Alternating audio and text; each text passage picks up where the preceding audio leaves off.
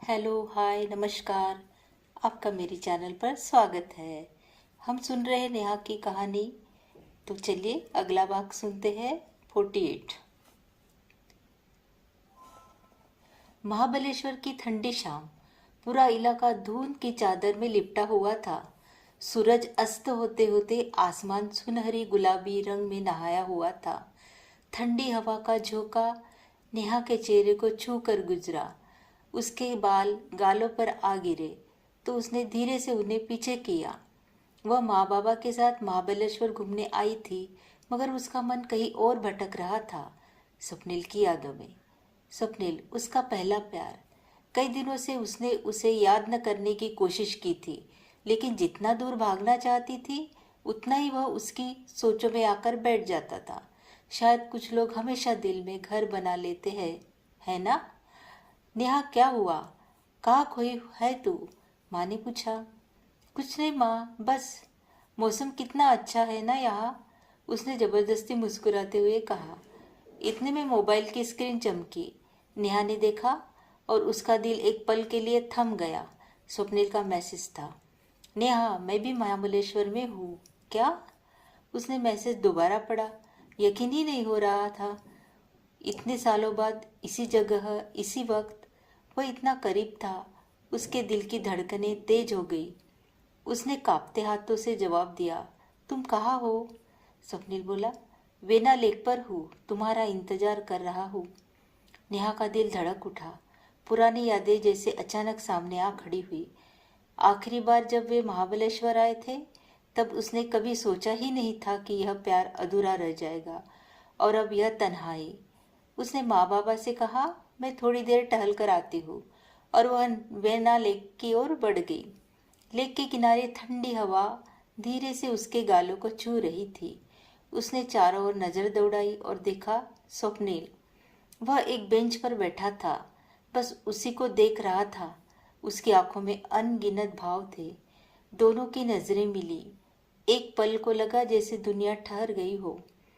उन नजरों में ही छिपा था सालों की तड़प, अधूरे प्यार की कसक और फिर से मिल जाने की हसरत। स्वप्निल धीरे से उठा, उसके सामने आकर खड़ा हुआ। मुस्कुराते हुए बोला, इतने सालों बाद फिर यही हम मिले। उसने हाथ पीछे से आगे किए। हाथ में एक लाल गुलाब था। I love you Neha, Swapnil ने कहा। नेहा हल्के से मुस्कुराई। शायद किस्मत को अब भी हमारी कहानी अधूरी लगती है। दोनों एक दूसरे की आंखों में डूब गए। वह महाबलेश्वर की सांझ, वह रहस्यमयी धुंध, और दो दिल जो फिर एक होने को बेचैन थे। अचानक, नेहा नेहा, यहाँ अकेली क्यों बैठी है बेटा? कल्पना ताई की आवाज आई। नेहा। नेहा ने चौंक कर देखा। अरे माँ, वो कहाँ गया? कौन? यहाँ तो बस हम ही है। नेहा को झटका लगा। ओ माय गॉड, यह क्या था? वह हंसती। कहाँ खो गई थी मैं? कोई आभास था शायद। चलो काकू, घर चलते हैं। वह अब भी उसी के ख्यालों में डूबी हुई घर लौटी। शाम को सबने मिलकर पकवान बनाए। रात का खाना भी बहुत स्वादिष्ट था। खाने के बाद जब हॉल में बैठे गए, सब बैठ गए। पापा बोले, कुछ सुनोगे? हाँ पापा, जरूर, नेहा ने कहा और मोबाइल से रिकॉर्डिंग शुरू कर दी। पापा बोलने लगे, मैं और कमलेश बचपन के दोस्त थे।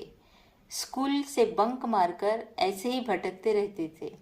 कभी बगीचे में, कभी सुनसान जगह बैठकर बातें करते। एक दिन मैंने कहा, यार, दूर जहाँ आसमान और जमीन मिलते दिखते हैं ना, वहाँ जाकर देखना है। कमलेश बोला, चल यार, चलते हैं एक दिन। शनिवार को स्कूल आधा दिन होता था। हमने डब्बा, पानी, बोतल, रस्सी, लकड़ी, कपड़े सब पैक किए और निकल पड़े। वहां तक तो पहुंच न पाए, मगर हमें मजा इतना आया कि आदत लग गई। हर शनिवार को हम ऐसे ही गायब होने लगे। घर आकर भी मार भी खाई, लेकिन यह शौक फिर ट्रैकिंग में बन गया। ट्रैकिंग करने में बदल गया। धीरे धीरे और दोस्त जुड़े, टीम बन गई। हर वीकेंड हम निकल जाते। कई बार तो जरूरतमंदों की मदद भी की।